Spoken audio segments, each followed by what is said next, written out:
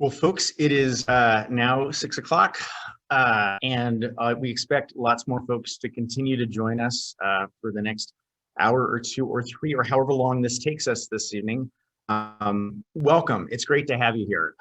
It is incredibly important that you're here tonight because we need your help right now. My name's Dave Smith. I am the park superintendent.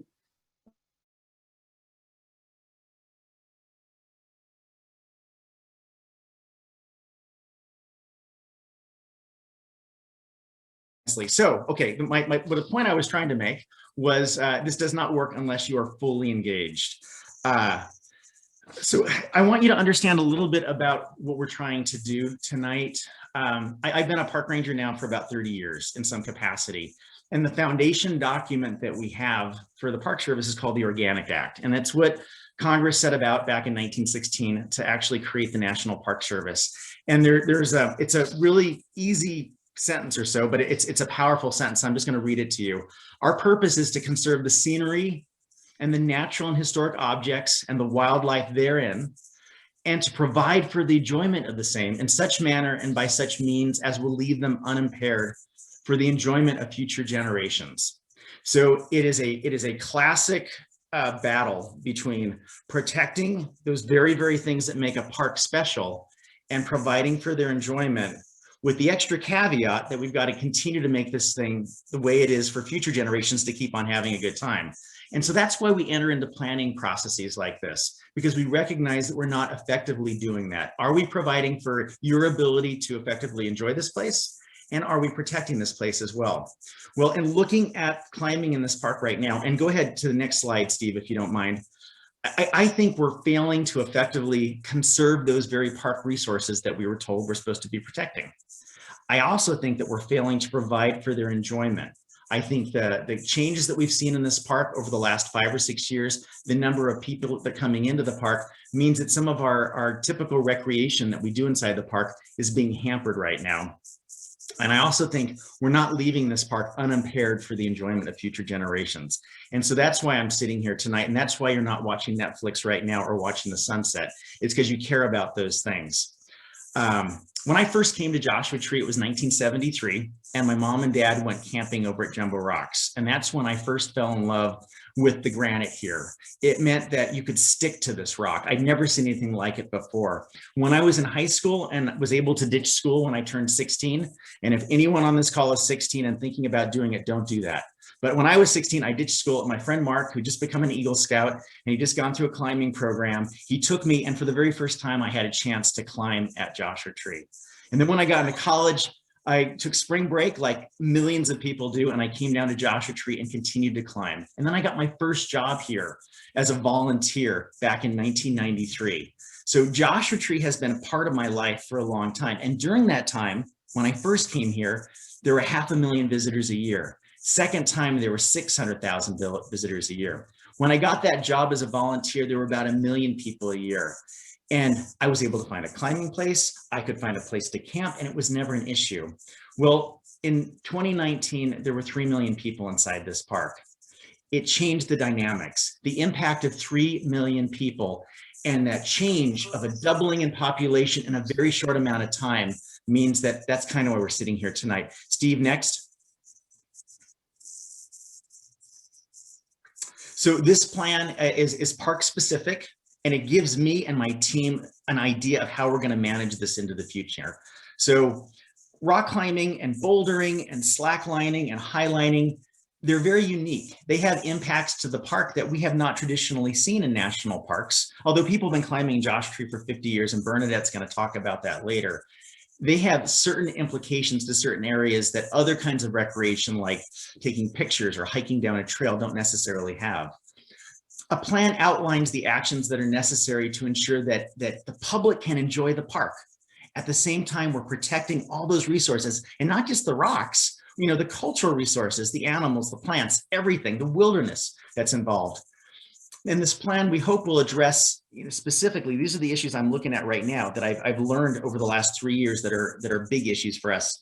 The trails that are going to climbing areas and their impact, the use of crash pads and what that does to areas around rock piles, the use of fixed anchors in wilderness areas, which we know now is a violation of some of our policy, regulations, and other things that help guide us. Next.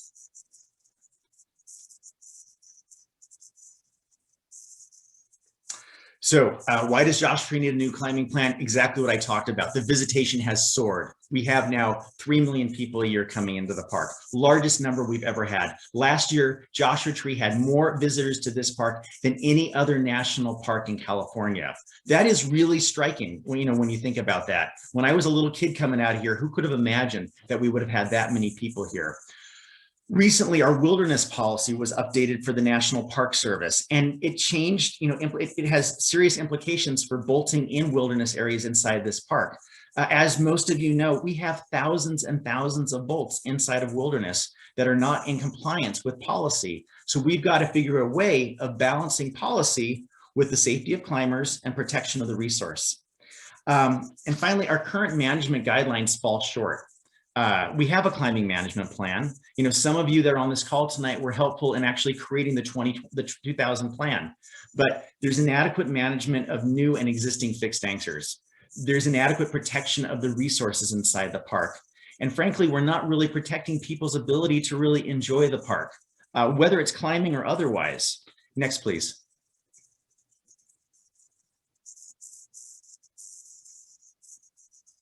So I need you to be part of this process. I need your participation because it doesn't work without you.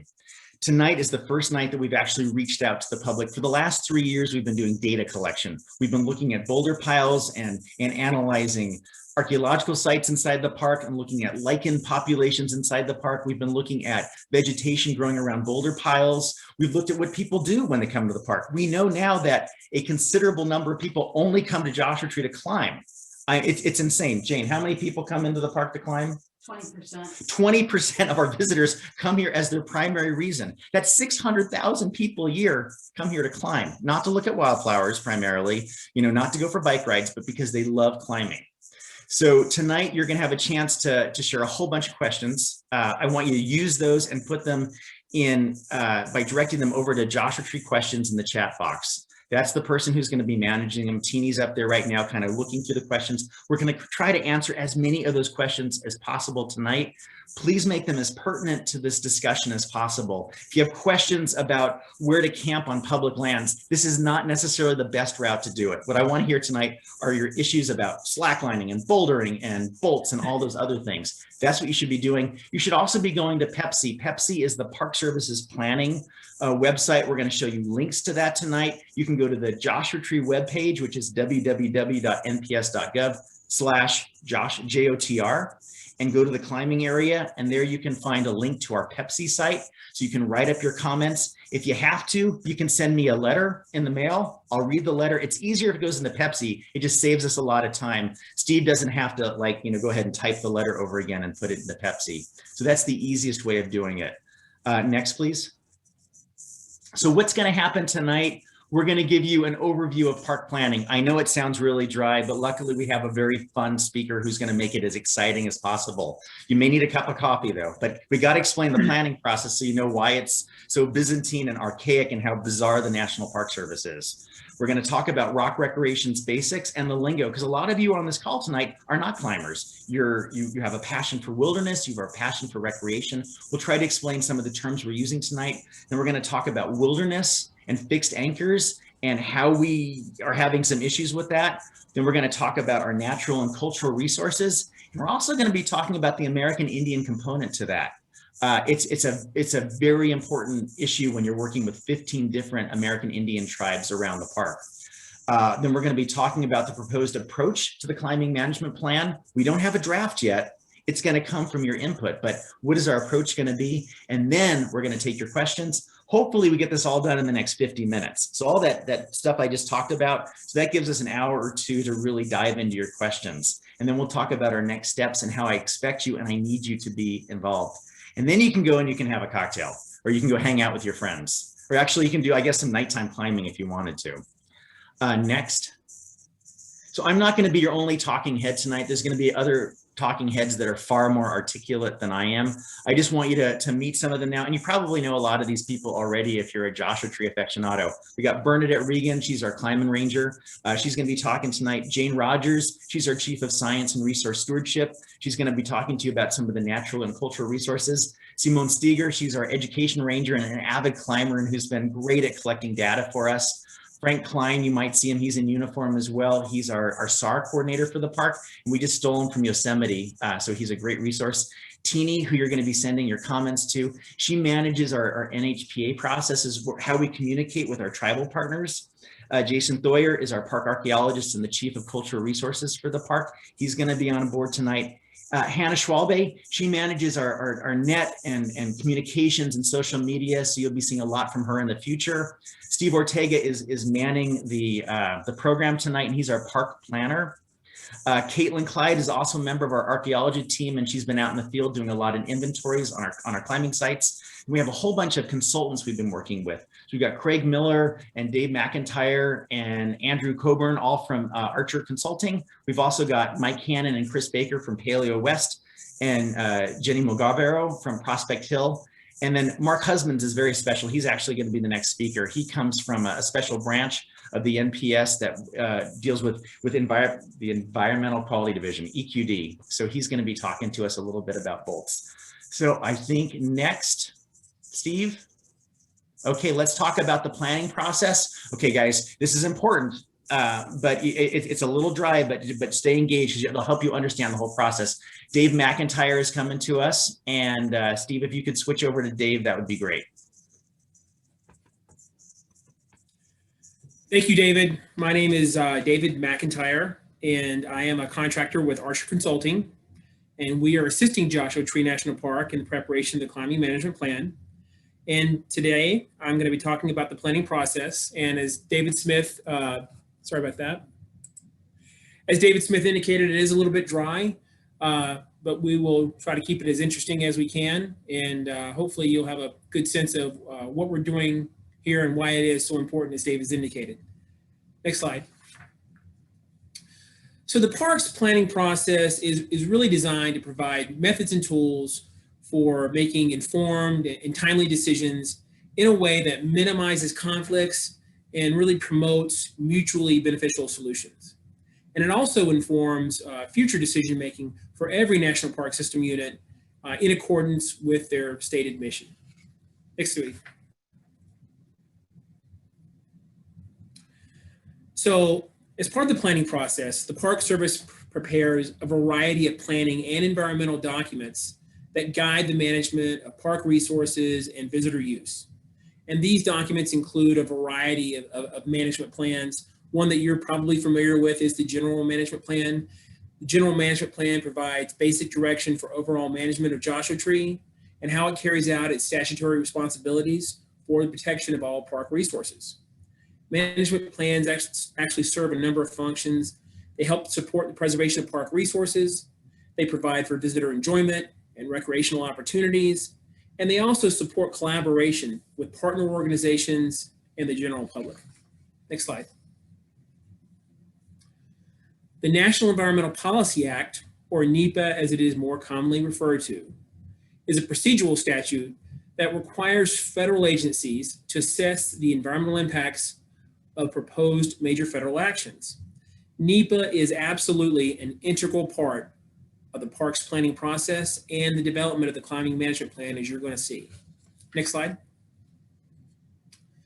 So I know you're wondering, where are we in the planning process? Well, it's very simple. We're right here. Next slide, Steve.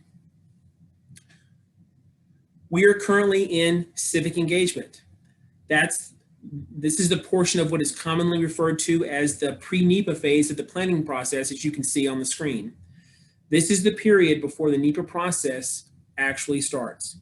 It's at this point where we are trying to identify issues and also identify legal and policy constraints that have to be addressed, where we're conducting data collection, where we're doing the civic engagement, as we said, and where we're actually going forward and developing our project proposal for what we're actually going to be doing.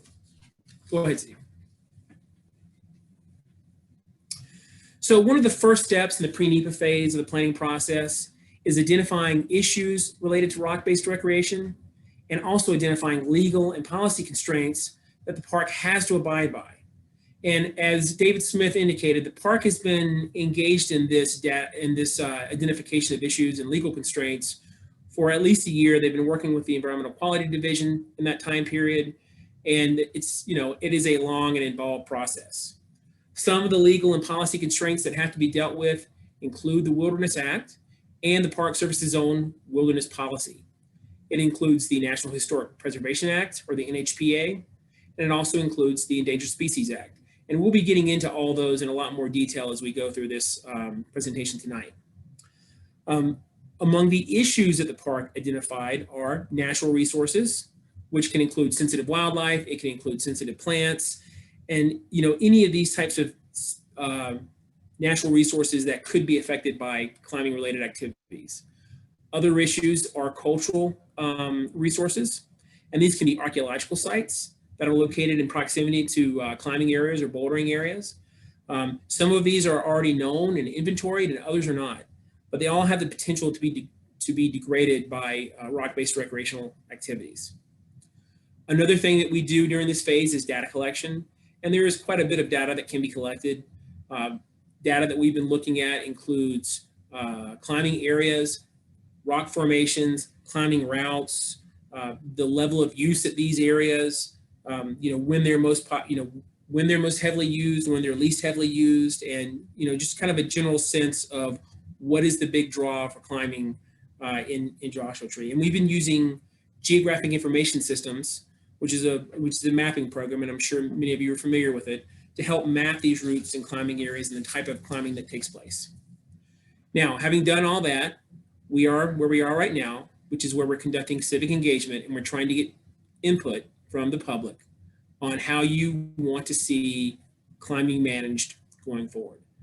Director's Order number 75 articulates the Park Service's commitment to civic engagement and having every National Park Service unit and office embrace it as an essential foundation and framework for creating these types of plans and developing any kind of program.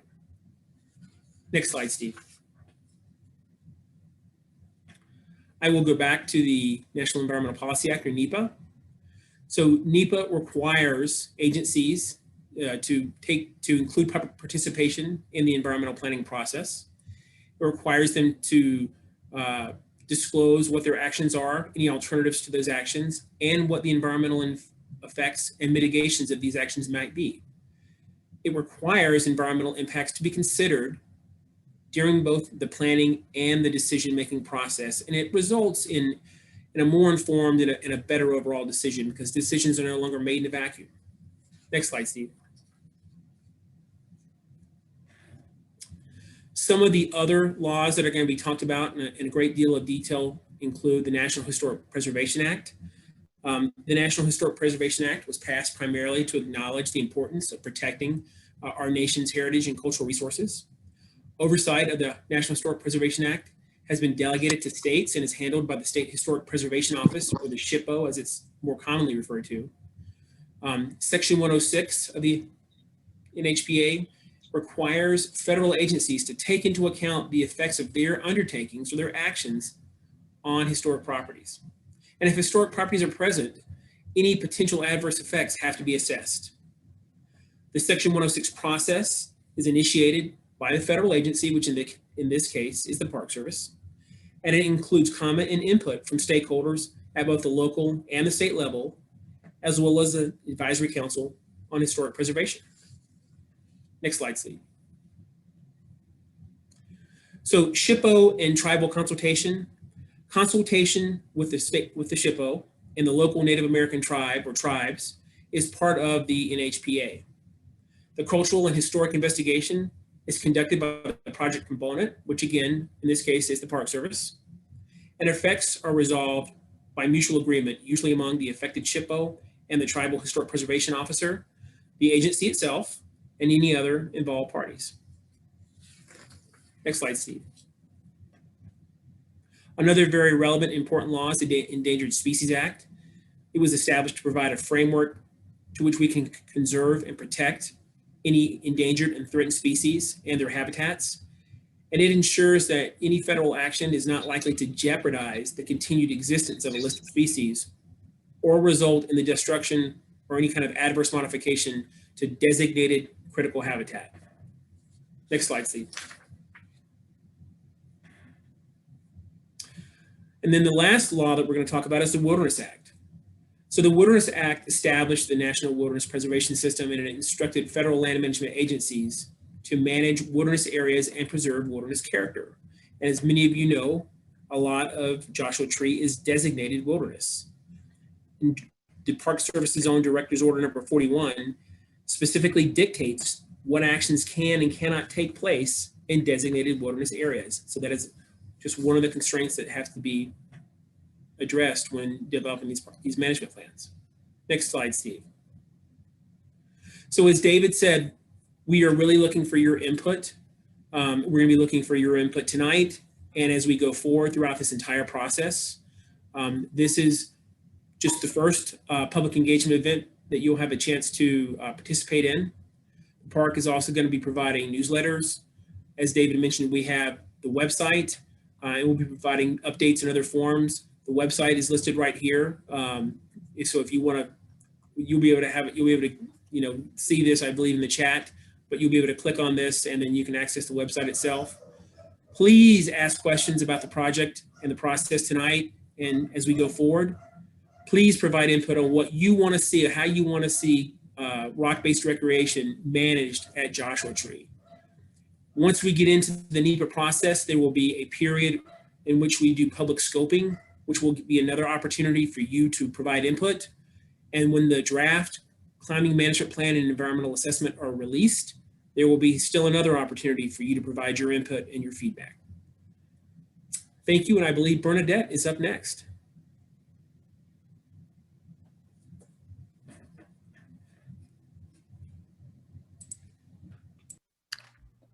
And as we wait for Bernadette to come, you're going to be sick tonight of hearing us to say how important you are and how much we need your input and feedback. So I think every one of the speakers is going to say it at least once. So just prep yourself for that. Maybe you can, take a drink each time we tell you. Please let us know how you feel. Bernadette, are you there? I'm here. Can you hear me? You are loud and clear. Great. Thank you all for joining us today. I'm a climber who talks climber talk, and I've been doing that for over 20 years. My park talk started about 12 years ago when Joshua Tree National Park hired me as the climbing ranger. Our Zoom crowd today is a large collection of climbers and non-climbers, and my goal is to have everyone understand the terminology that we will hear during this meeting. Next. Let's glance at the history of climbing in Joshua Tree. Our first known climbs started in the 1940s. Climbers generally didn't publish their ascents as this was just considered a practice ground for bigger places like Yosemite National Park. After 30 years of that, things changed, and those opinions changed as well. And in 1971, the first guidebook was published. Now in 2021, we probably have 10, 12 different books by all sorts of different authors covering bouldering and climbing. Next. In 1993, Joshua National Park started to pay attention to the climbers, and our first climbing management plan was developed. In 2000, the Backcountry Wild Wilderness Plan was written. And 13 years later, the National Park Service Wilderness Policy was revised. In 2021, we are in the steps of developing this climbing management plan. Next. There are lots of different types of rock-based recreation in this park, and this management plan will focus on these. Remember that this park is the size of Rhode Island, which isn't a huge state, but it's a huge national park. But rock climbing and rock-based recreation only occurs in about 10% of the park, so it's a very small area. The terminology that we're going to use is rock climbing, which is an activity of climbing with or without ropes, bouldering, which is a form of climbing up the smaller rocks without the use of ropes. There's slacklining, which is a person balancing on a strip of webbing that is fixed between 2 points, and highlining, which is like slacklining, but it happens at elevation, way off the ground. Next.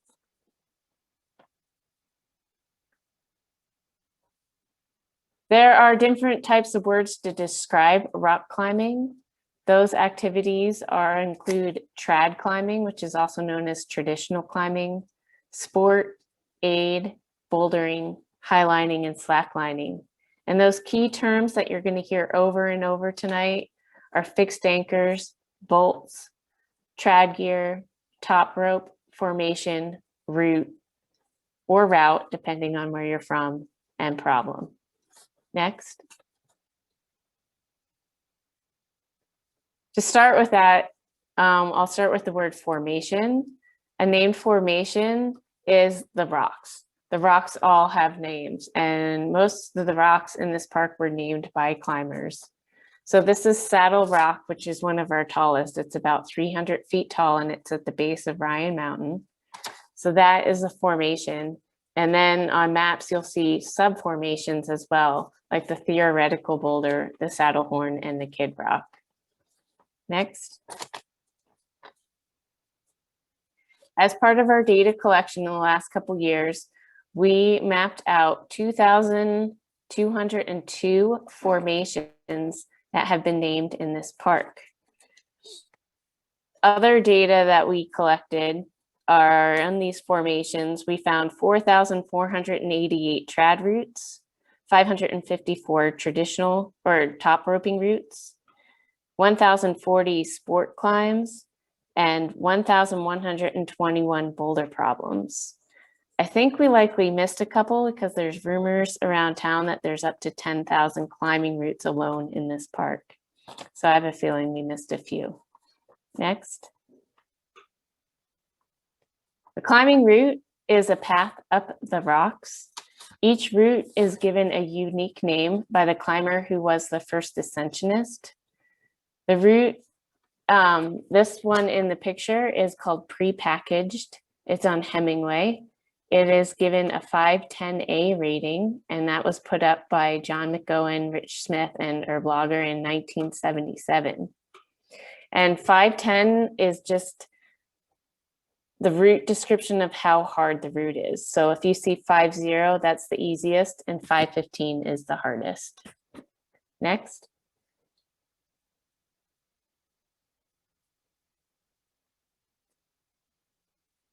Next. There's traditional climbing in Joshua Tree, which means that all the gear is removed as you go. Nothing stays put. Next. Aid climbing, which is generally people use the gear. They're not using their hands and their natural abilities to get up the rocks. They're pulling on things all the time to ascend the rock.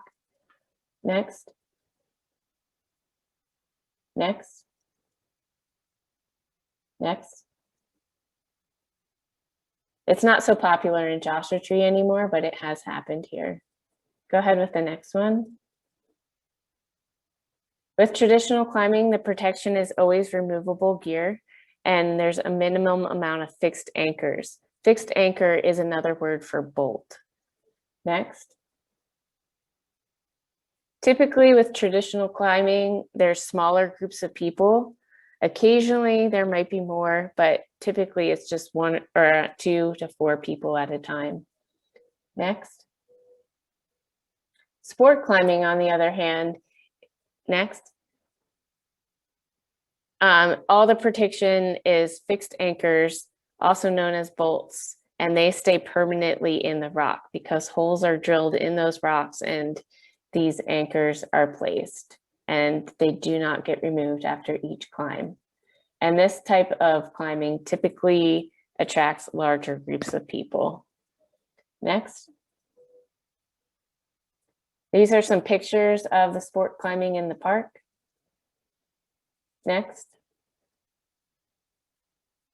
And these are pictures of the traditional climbing in the park. The one on the left is Illusion Dweller. It's one of the more popular climbs in Hidden Valley, in real Hidden Valley, we call it. Next. This is the type of gear you'll see for both traditional and sport climbing.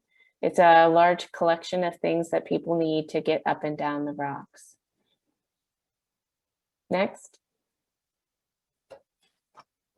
Fixed anchor is a word that I said means bolts, but it also means pitons and slings left in place to facilitate an ascent or descent of a technical terrain. Next. We have some climbs in this park that kind of blur the line. They're not quite traditional and they're not quite sport climbs. An example of this is the climb Walk on the Wild Side, which is all bolts on that saddle rock that I mentioned before. But the bolts are so far apart that there's a higher risk to both the leader and the follower. So we've been trying to categorize those as well. Next. The other type of climbing in this park is called bouldering. The bouldering formations are the smaller rocks and they all have names. And the routes that boulderers use to get up at these rocks are called problems, which is just a specific sequence of moves to get up those boulders. So typically there's like 2, 3, maybe 5 problems for each boulder. Next. The type of gear that boulderers use are these crash pads, which actually have a huge impact on this park. Chalk for their hands to keep their hands dry, and the climbing shoes with the sticky rubber on the bottom that help you go up and down the rocks. So far, we have about 2,000 published problems, and their grading scale to know how hard it is starts at B0, and the hardest is B17. Next. The climb on the left is in the Outback. It's called the False Waco Traverse. It attracts a huge crowd of people all the time because it's a lower traversing boulder problem. Slash Face is down the Geology Tour Road, and that attracts a smaller crowd because it's kind of called a high ball. Next. The other activity we have in this park is the high lining and the slack lining. You've probably stopped your car to look at these things happening here and there in the park. It is a person balancing on a piece of webbing that's extended between 2 places. They also use a lot of fixed anchors to attach their webbing and their lines to the rock. Next. So these are examples of the climbing guidebooks that are currently available, and there are other places that you can get information about climbing in this park. Please take notes of those, and if ever have any questions, you're welcome to email or call me or visit me in the park. And we're going to move on to the next topic. So thank you very much for your time. Bernadette, that was great. Thank you. And I know for a lot of you, you're probably thinking, oh my gosh, this is so basic. I cannot believe we're discussing, you know, the nuances of all this. But we recognize that there's a lot of folks on this call that this is probably one of the first times they've heard about climbing before. So we're just trying to have a common language we can all use. We're getting a bunch of questions, which is great. I'd like you to direct them to the person, Teeny, where it says questions submissions. So that's where you should be sending your, I think it's called question submissions. I'm saying that. Don't send them to Steve Ortega. He's a nice guy. He's doing a really good job managing the PowerPoint, but he's not the question master. So next we're going to have Mark from EQD talk a little bit about wilderness and what that means when it comes to fixed anchors. Mark, are you on? I am. Can everyone hear me okay? You sound great, Mark. Okay, super. Thank you, David. Yes, my name is Mark Husbands. I'm a Park Service planner and project manager in Denver, Colorado. And I wanted to spend a few minutes this evening talking about wilderness law and policy related to fixed anchors. In my mind, one of the most challenging issues that the park faces is how to manage the use of fixed anchors in park wilderness in a way that is consistent with wilderness law and policy. In Bernadette's discussion about current climbing management, you may have gotten some sense of the scale of the use of fixed anchors. We know that bolts are confined to only certain areas of park wilderness, but the use in those portions of wilderness is considerable. So we thought it would be useful to kind of share our point of view about what we think we have to be aware of in coming up with proposals for how to manage this particular aspect of climbing. Next. Okay, so fundamentally what the Wilderness Act does is direct agencies to preserve wilderness character. And while wilderness character is not explicitly defined in the Wilderness Act, it is the topic of an interagency document called Keeping It Wild. And there it's defined as being comprised of 5 wilderness qualities based on passages that are in the Act. The natural quality is fairly self-explanatory. A defining part of wilderness character is, of course, being undeveloped. They are by definition large areas that are roadless and have no buildings or human habitations in them.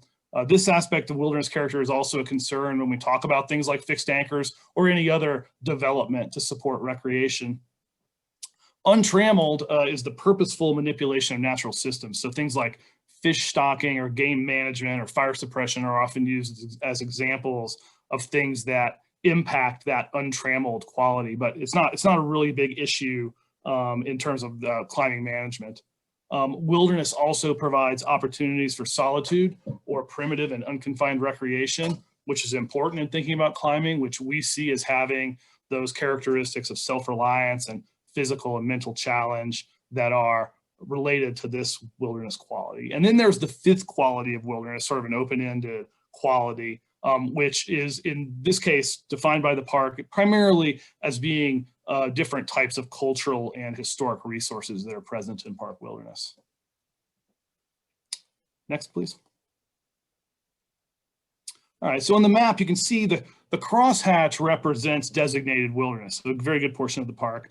The blue represents the anchor-free zone where bolts are not allowed. But of course, the areas that are of interest to climbing are primarily in that white area where bolts are permitted. So there's a good portion of park there's a good portion of the park area that is of interest for climbing that is in designated wilderness and where fixed anchors currently are allowed, subject to some other rules. Next. All right. In addition to obligating the agency to preserve wilderness character, the Wilderness Act also contains some specific prohibitions that are very important in understanding the issues surrounding fixed anchors. And basically what it says is that there's no permanent roads or commercial enterprises. And then it uses this key phrase, except as necessary to meet minimum requirements for the administration of the area for the purpose of the act, followed by a list of things that are prohibited uses: temporary roads, motor vehicles, motorized equipment. That one's important to think about when we're talking about things like power drills for bolt placement, motorboats, landing of aircraft, mechanical transport structures, and of course, installations. So what does that mean? Well, it means that there is a general prohibition on those things, including installations in wilderness, but there's also a special exceptions for things that are necessary to meet the minimum requirement for the administration of the area for wilderness purposes. In the Park Service and in other wilderness managing agencies like the Forest Service and BLM, this is known as minimum requirements analysis, or you'll sometimes see the acronym MRA. Some common examples of things that are subject to minimum requirements analysis might be the use of a chainsaw to clear down trees from a trail, the placement of remote sensing equipment for scientific purposes, or maybe the use of a cabin for a backcountry ranger. In each of those cases, the Park Service has to document why that prohibited use is necessary by doing a minimum requirements analysis. And it's the same story for bolts. For bolts to be authorized, we would need to conduct a minimum requirements analysis. Okay, thanks for advancing that slide. Sometimes we get questions about whether bolts qualify as installations compared to things like weather stations or maybe a bridge. They're obviously individually very small. But we would look to NPS wilderness policy to help us answer that question. And NPS policy does provide a definition of what an installation is in wilderness. And it says basically anything made by humans that is not intended for human occupation and is left unattended or left behind when the installer leaves the wilderness. So with that pretty broad definition, it would appear that a bolt would qualify as an installation and would require a minimum requirements analysis in order to be permitted.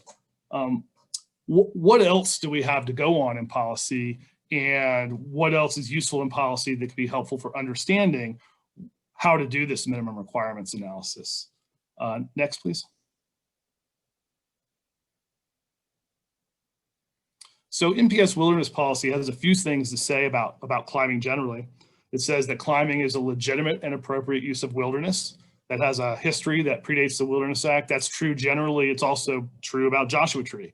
Wilderness has a special status that compels all visitors to a higher standard of ethics and conduct. And I think it also compels our agency to manage to a higher standard as well. I think that gives you a general idea of what NPS policy is regarding climbing. Next slide. NPS wilderness policy also has some specific things to say about fixed anchors. It says that the use of removable anchors may reduce, but does not in every case completely eliminate the need for fixed anchors. It contemplates the reason why you might consider a fixed anchor like a bolt to be necessary. That has to do with the availability of removable anchors and the rock features that are available. And I'm sure that resonates with climbers who climb in Joshua Tree, because the nature of the rock and the nature of many of the routes does involve slabs and face sections that don't have opportunities for removable gear. And it suggests again that while bolting is not an absolute violation of the Wilderness Act, there's obviously intended to be restraint in that use. Next. So then we get to a passage that I think provides maybe the clearest statement in policy about what doesn't represent restraint in the use of fixed anchors, and that's what policy terms bolt-intensive climbs or sport climbs. And it says that the establishment of bolt-intensive face climbs, commonly known as sport climbs, is considered incompatible with wilderness preservation and management. Now, as we've talked about a little bit, and Bernadette brought this issue up, a lot of climbs in Joshua Tree blur the line on what would qualify as a sport climb. And one of the things we've been working on, and that we'll be talking a little bit more about later, is ways to distinguish sport climbs from other types of climbs that have bolts in a way that both makes sense to the climbing community and allows the Park Service to follow our policies in a defensible way. So again, we'll be sharing that more in just a few minutes. Next. All right, so I think the takeaway messages are that bolts are installations in wilderness and therefore are generally prohibited, but can be authorized through the MRA process if they're shown to be the minimum necessary for the administration of the area for the purposes of the act, such as recreation or other efforts to preserve wilderness character. NPS policy says that climbing is a legitimate and appropriate activity in wilderness, and it contemplates that bolts are sometimes necessary. NPS policy, however, does also refer to sport climbing as incompatible with wilderness preservation. So I think, again, this provides some insight to you all for why we're focused to some extent on understanding climbing styles and defining them in a way that accounts for the unique characteristics of climbing at Joshua Tree.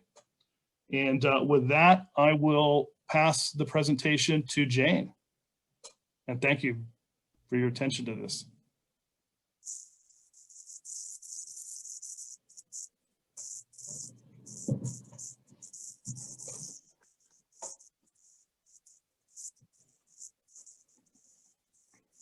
And while Jane gets her microphone up and running, just a reminder, if you do want to ask questions, which is great, you go to the chat box and you drop down till it says something like, gosh, what does it say? It says question submissions. So Steve Ortega is the first name that comes up, and then you pull down on that and you'll get question submissions, and then you can answer or ask your questions that way. Jane, are you ready? Yeah. Okay. Awesome. Thanks everybody for being here tonight. The next few slides, we're going to talk a little bit about some of the resources and values that we have at the park that are going to be considered under this planning process. Next slide.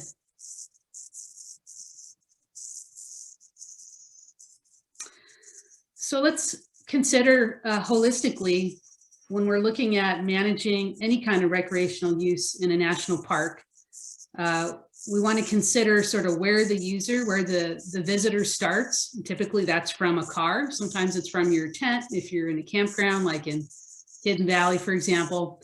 And you make your way to the place that you're going to be recreating. In this case, you're getting from your car to the climb. And once you're there, you can see in this image on the left side of, this is over by Cyclops Rock near Hidden Valley. You set up your staging area. We call that the staging area. And basically that's where you would set up your gear at the base of a climb. You'd put your pack down. You might have some other things with you that you put down at the base of the climb. And that's where mostly you're going to be standing and moving around in that small area at the base of a climb. So between the car and the climbing area, you've got trails. Most of these are visitor created trails to get you out to a climb. And then on the right side, I just want to point out, we've been talking about bouldering and the use of crash pads. And Bernadette mentioned that, and here's a picture of a crash pad. If you're not familiar with these, they might look like a sleeping mat or a very, very small futon or something like that. And those are placed at the base of boulders. And where those are placed is really important. Sometimes you can place equipment on another rock surface that doesn't impact really anything, but sometimes there's things at the base of climbs or boulders that may be sensitive to having stuff put on top of them, you know, things like plants or the soil surface there. We'll talk a little bit about that in a minute. So just an overview of how we look at the full extent of potential impacts from recreational use in a national park. So the start to finish. Next. So something that's unique to climbing and the development of this recreational use in a national park is that historically it's user established. You might be familiar if you've participated in other planning efforts with national parks or other public lands where you might be doing a trail plan or a plan for some other activity, and that usually analyzes what's going on in a particular area before you implement that. In the case of climbing, it's the climbers themselves that identify the routes, that place the fixed anchors to protect that route, that do the installation and in fact do the replacement.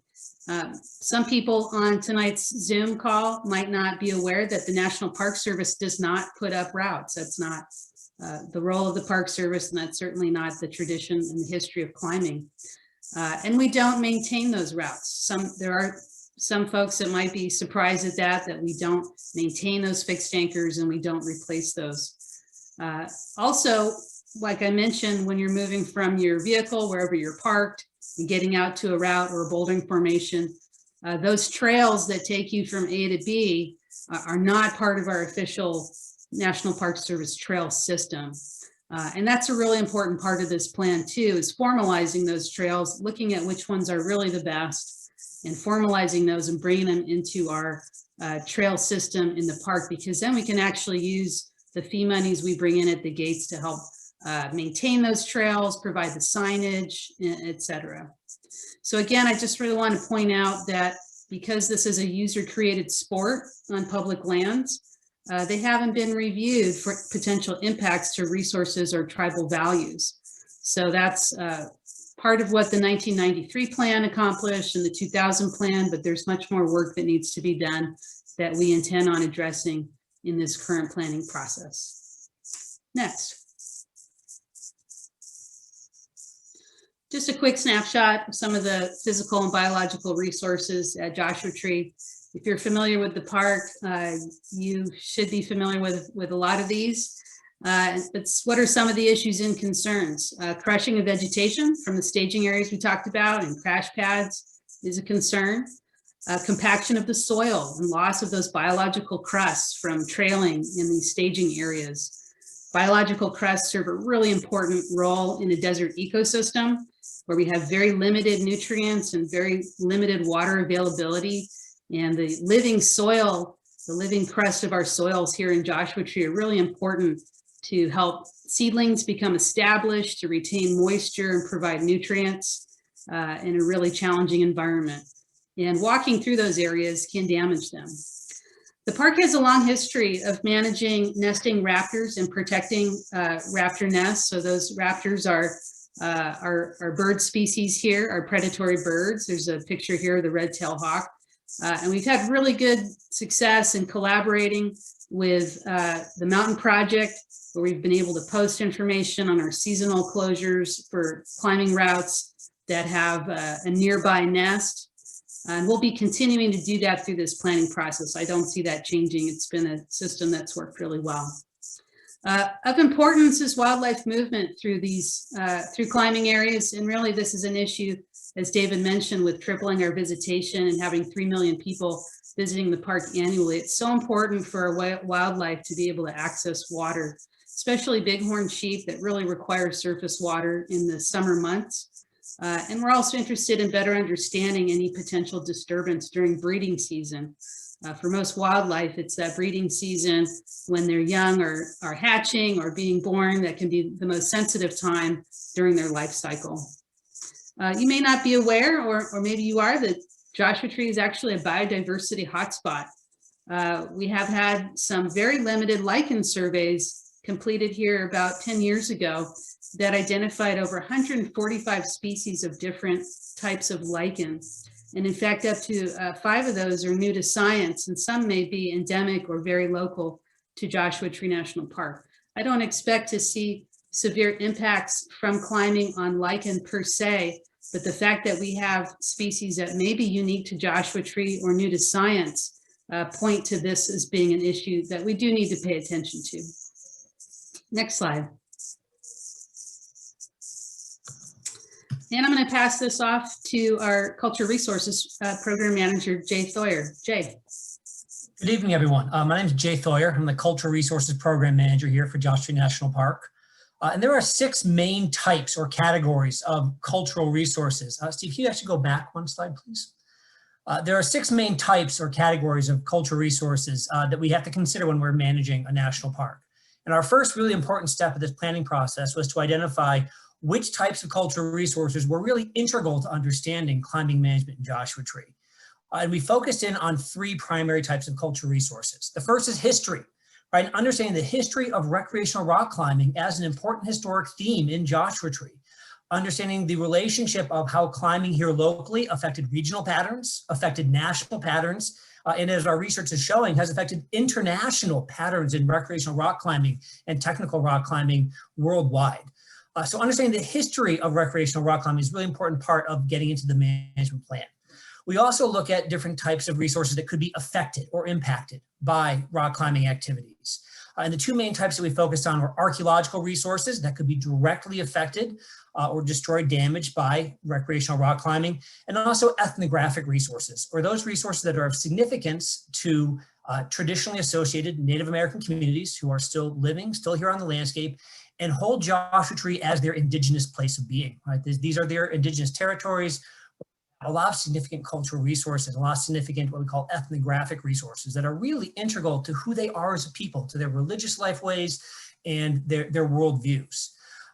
We then identified several types of cultural resources that were going to be dismissed from consideration, right? That we were not going to look at historic structures because we're already prohibited from climbing on historic structures.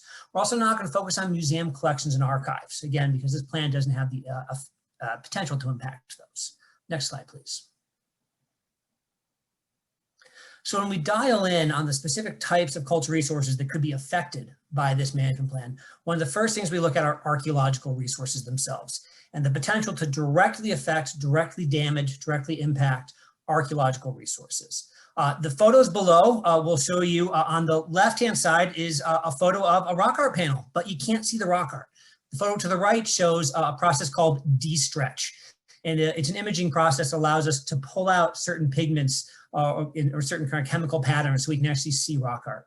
Right, so climbing directly on rock art obviously has a real direct potential to damage it, to destroy it forever, and it will never come back.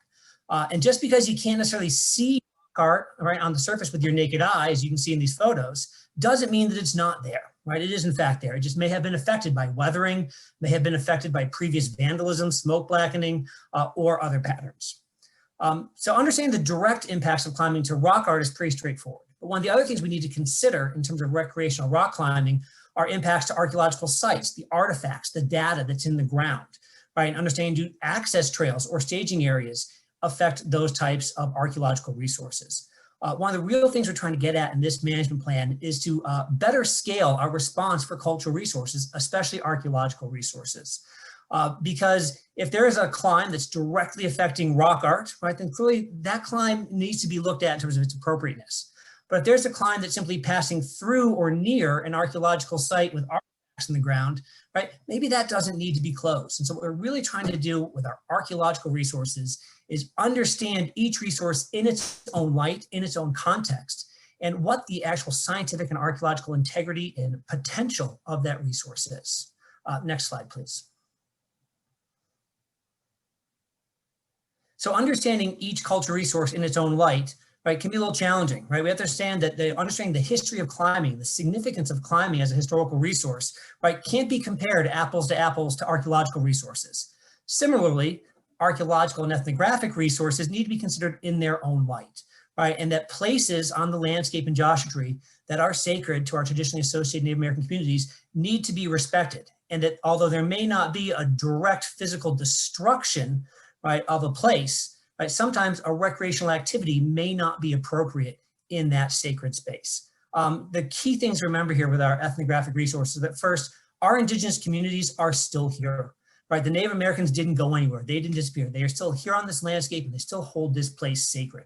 And we have a responsibility as a National Park Service, right, to engage in government-to-government consultation, to respect the religious freedom and religious rights of the indigenous people who first lived here, and to try and then balance, right, the appropriate activities that occur in their sacred spaces that are integral to their worldviews and them as independent, indigenous, sovereign nations and cultures. Next slide, please. And with that, I'll hand it back to Jane and Mark.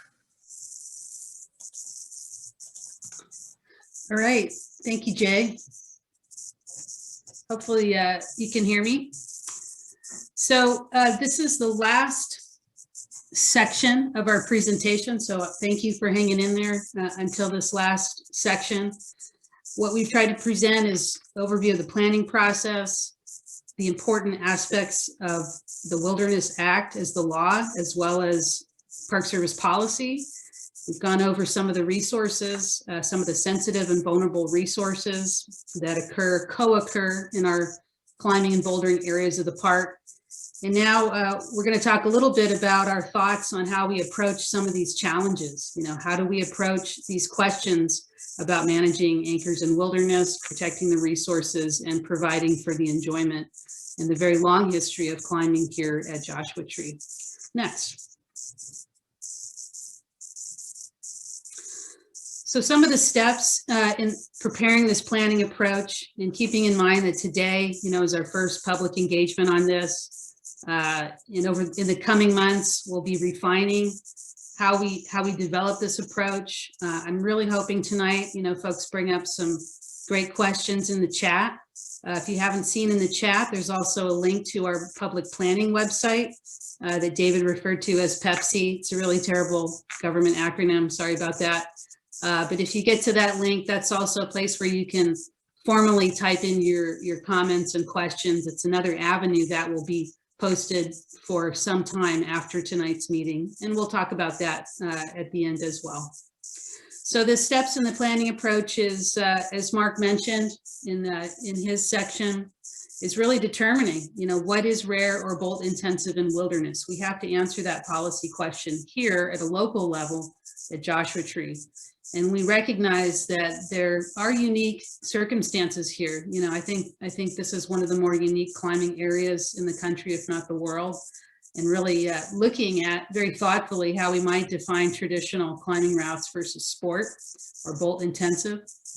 As Jay described, really determining what are the tribal values that are important to our traditionally associated tribes that we need to bring into the equation. How do we assess the sensitive resources that maybe we have not had the opportunity to do in the previous years? And then lastly, this is a vast area. You know, the climbing zone where anchors are allowed currently and will be subsequent to this plan It's about 100,000 acres. And so to write a plan to encompass everything in great detail is quite challenging. And Park Service often takes an approach of scaling it down to a smaller area, looking at implementing some actions there, and then scaling it back out to the full area of the park. So I'll talk a little bit about that too. Next. So I'm going to hand it over to Mark to talk a little bit about our thoughts. We spent a lot of time really thinking through the different route styles here at Joshua Tree National Park. Thanks, Jane. Yeah, so it's been mentioned a few times that the sort of simple distinction between sport climbing and traditional climbing that you often see in guidebooks fails to capture the full spectrum of styles that are present in Joshua Tree. So we've been working on developing a classification system that breaks things down a little further in a way that we hope makes sense for Joshua Tree climbing, and also we hope it helps us address this minimum requirements issue. And so we just wanted to provide a very quick overview of that. And I'll mention at the end that we'll be provided, there will be an opportunity for you to look at this in a little greater detail offline. So the first category is what we're calling pure traditional or clean traditional climbing, and that is climbs that really use only removable gear. And because of that, there really is no concern about installations in wilderness, and there's no minimum requirements kind of problem. A more common style in Joshua Tree is what we're calling traditional. Which in Joshua Tree is a climb that is primarily protected with removable gear, but it may have some bolts in some locations, usually where the route departs from a crack system and bolts are placed on a section of slab or face where there's no other gear possible. But the use of bolts in this sort of class would be fairly limited. And again, there are some examples provided. I personally don't know all of these routes, but they might provide, for those of you that know the routes, they might provide some sense of sort of what we're thinking about here. Next, please. So a third type of climbing is what we're calling traditional bolted climbs. And this is a category that we think captures a type of climbing at Joshua Tree that's relatively common and is an important and unique style that takes advantage of Joshua Tree's rock and its incredible friction. These are climbs where the bolts are the main type of protection, sometimes the only type of protection, but where that protection is not closely spaced in the manner of a sport climb. And as a result, the leads are often characterized as being heady or psychological and requiring a lot of focus, and as having real risks that require careful management by the leader. We also think it's a type of climbing that's historically important, emerging maybe in the 70s and 80s as a standout style that I think is still thought of as being kind of a defining style of Joshua Tree climbing as a whole. Next. And then we get to sport climbing, which is a somewhat more recent style. I mean, decades old, but more recent maybe than the other styles that we've talked about. And it's characterized by fairly closely spaced bolts that are designed to reduce risk during leader falls, to allow for a focus more on difficult moves than on the psychological aspects of the traditional bolted category.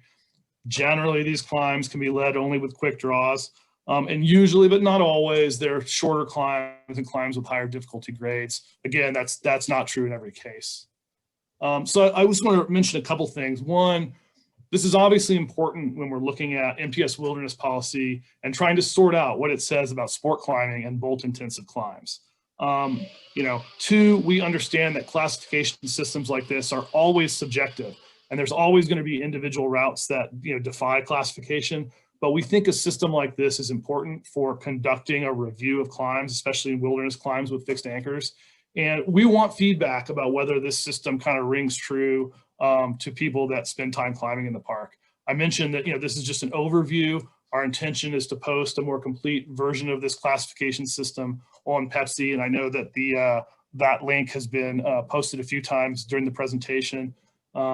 We want to get your feedback about what does or doesn't make sense. Again, this is probably not the only conceivable scheme for kind of drilling down a little bit on how climbing works in Joshua Tree, but we think it captures some of the special characteristics of Joshua Tree climbing, without being overly complicated. But again, I really would urge you to kind of check that out. It's going to be an important piece for us in designing a system for reviewing climbs and figuring out what to do about fixed anchors in wilderness in particular. That's really all I've got on this, and I will therefore pass it back to Jane, and thanks. All right, thanks, Mark. I think Jay is going to say a couple of words on this next slide. I think I'm unmuted. Hopefully you can hear me. Yeah, so just to acknowledge, right, that we're having a management plan right now to talk about someone else's lands, right? These lands are the traditional homelands, right, of the Serrano people, the Chemehuevi people, and the Cahuilla people. And the park is kind of unique in that it sits at the confluence and the meeting point of the traditional territories of these three indigenous groups. These three primary communities, the Serrano, Chemehuevi, and Cahuilla, are currently distributed amongst 15 federally recognized tribes in the Southern California, Arizona, and Nevada areas. And we've held regular meetings with the tribes the last several years to talk about a variety of issues, and climbing being one of them, to understand more of the tribal feelings about climbing in the space, climbing on certain formations, climbing park-wide, but have also made some strides to start educating tribal communities themselves about climbing and engage the communities themselves in the climbing practice.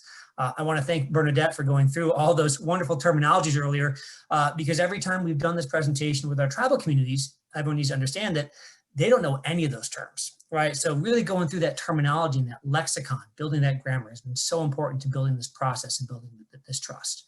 But our communities are very engaged in this process. They're very interested in how climbing management moves forward and to finding that appropriate balance of making sure that everyone has access to recreational opportunities, right? But that their indigenous heritage and their sacred spaces are also respected and protected. Next, please.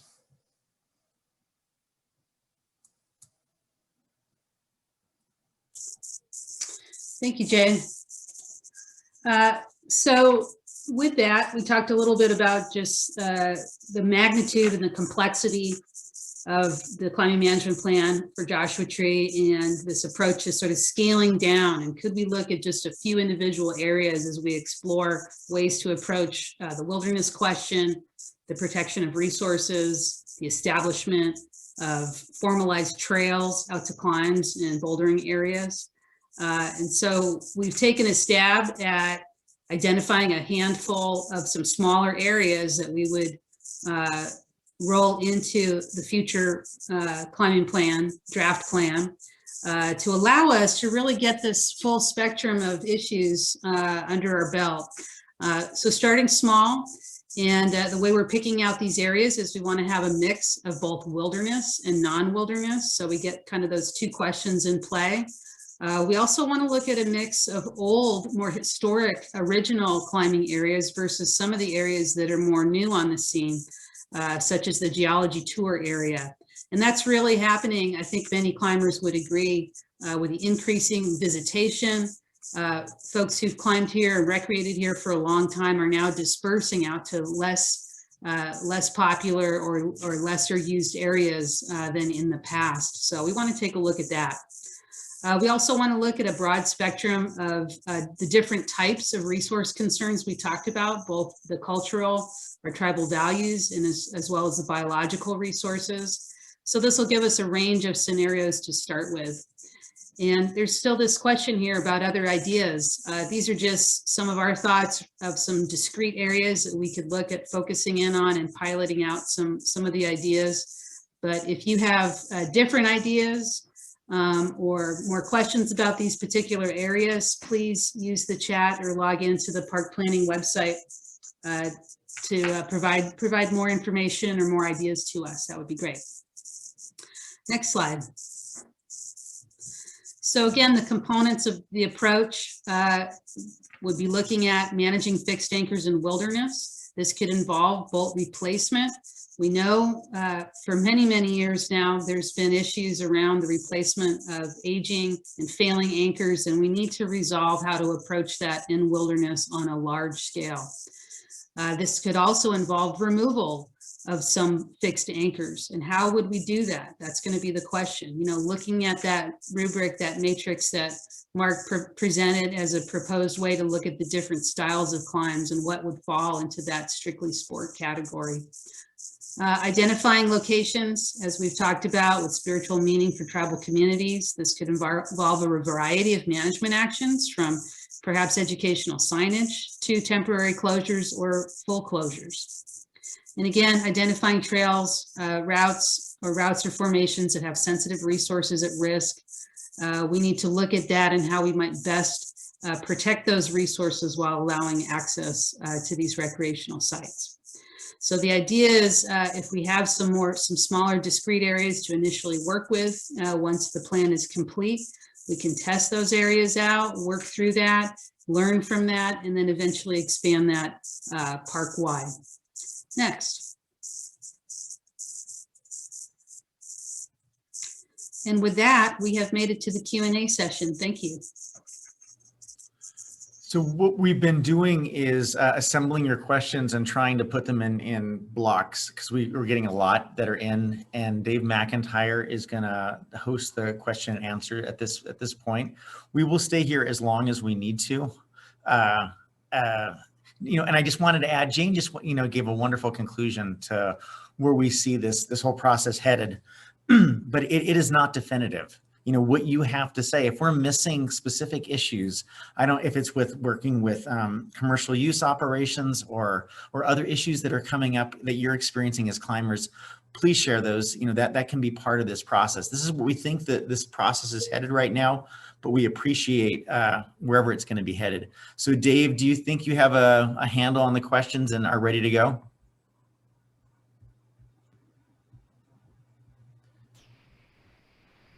Hey, Dave, this is Steve Ortega. We're going to be taking just about a 5-minute break so we can assemble the questions, and then we will come back. It is now.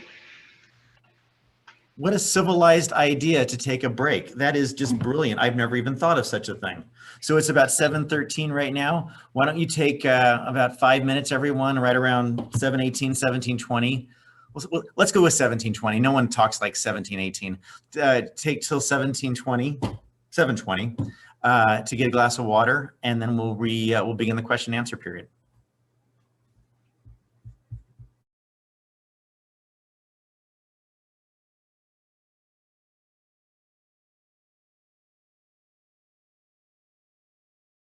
Okay, folks, looks like you've all had your dinner, you've walked the dogs, you stretched, and now we're ready to begin the process of answering your questions. And just so you know, every question you have or comment goes into our record, and it helps to form the final draft plan that's going to be coming out in the next 6 months or so. So that is all part of the process. So the comments you make tonight go into the permanent record, and that's why we're recording all this. So Dave McIntyre, do you have questions in front of you? They're going to be brought up here in just a second, I believe. Yep, here we go. Okay. So these questions are, we received a number of questions, and we've tried to group them by topic more or less. So we didn't really group them in order of appearance, so to speak. So these first round of questions are going to be related to wilderness. And the first one is, are bolts illegal in designated wilderness, or is it simply using a power drill that violates the rule? So Mark, I think that's a question for you. Yeah, I think I can take that one. Earlier, I talked about the list of prohibited uses that are present in Wilderness Act Section 4C. And this is something you can find online very easily to read what it says. And it's general, but it does include both motorized equipment, I think is the term, and installations on the list of prohibited uses. So the answer is that bolts, insofar as they do appear to meet the definition of being an installation, are a prohibited use, as is the use of a power drill or any other kind of machine like that. And therefore, both of those things would only be permitted if they met the minimum requirement standard that I also talked about a little earlier. that they are the minimum requirement for the administration of the area for the purposes of the Wilderness Act. And if you look in the Wilderness Act, we have the sort of overarching purpose of preserving wilderness character. We also have a list of public purposes that includes recreation and some other things, historical use. So it's not a simple cut and dry answer that these things are just illegal, but it is true that bolts as installations and power drills both would qualify as prohibited uses under the Wilderness Act. Thanks, Mark. So the next question that we have is, are bolts that are not grid bolted, in parentheses, typical sport climbs, really a problem in wilderness? And I guess that's one probably for me too. Yeah. I think what constitutes a problem in wilderness has, really is sort of in the eye of the beholder. Certainly there are people that have an objection to bolts regardless of the circumstances of their use. We think at Joshua Tree, a more nuanced point of view is the right way to think through this. Joshua Tree has climbs that use in a wide variety of ways. Bolts on some climbs are infrequent. On other climbs, they're a little more frequent, but we don't have a grid bolted or sport climbing situation. And then there's some climbs out there that have pretty closely spaced bolts that probably do meet the definition. I think they meet the common sense, commonly understood definition of being a sport climb.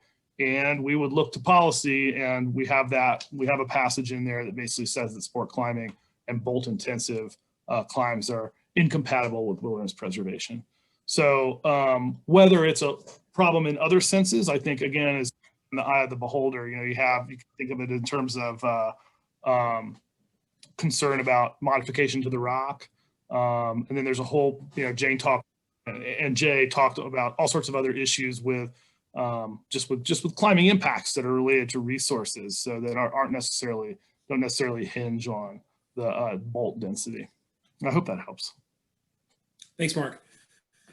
So the third one that we have is, can you explain in more detail why bolt-intensive climbs are considered incompatible with wilderness? Director's Order number 41 says it is due to crowding, concentration, and in quotation marks, quote, concentration of human activity, which they support, and the types and levels of impacts associated with such routes, end quote. If bolt-intensive routes do not attract large numbers of people and the associated impacts, are they still incompatible? That's a great question, and that is what the policy says. That I think the policy focuses on one concern about sport climbs in particular. I think there's a more fundamental one, however, which is simply that you've got a situation where you have a climb that involves extensive use of this prohibited use. And we know that you have to make a case for necessity for those bolts. So I guess I would say that even if you don't have a clear situation where there's a crowding concern around a sport climb, you still have a prohibited use concern, and you still have the need to address that prohibited use concern through the minimum requirements process. But the policy at the very least provides us with something to go on in terms of looking at different types of climbs and thinking about why one type of climb that involves the use of bolts might not be incompatible while another might be. Great, thanks, Mark, appreciate it. Apologize for the dogs in the background. The next bullet is, will maintenance rebolting with a power drill be allowed in the wilderness on a limited basis? So Mark, if you'd like, I can take that. Using the minimum requirement tool is something we have to decide. If we've acknowledged that there is a role for bolting in wilderness, for public safety and as per policy. If we find that the use of an electric drill or a mechanical drill is less impactful, than hammering with a hand drill for 3 hours. And so if 2 minutes with an electric drill compared to 2 hours with a hand drill, and also the quality of the drill that's actually going to take place with a hand drill, if you measure those things out and say that the impact from one is greater than the other, the decision might be made that it would be appropriate to use a power drill in wilderness. But it has to go through this process of going before, at least at Joshua Tree, before a wilderness committee that looks at each one of these things. And I'll be honest with you, there are times where we have allowed the use of weed eaters, for example, in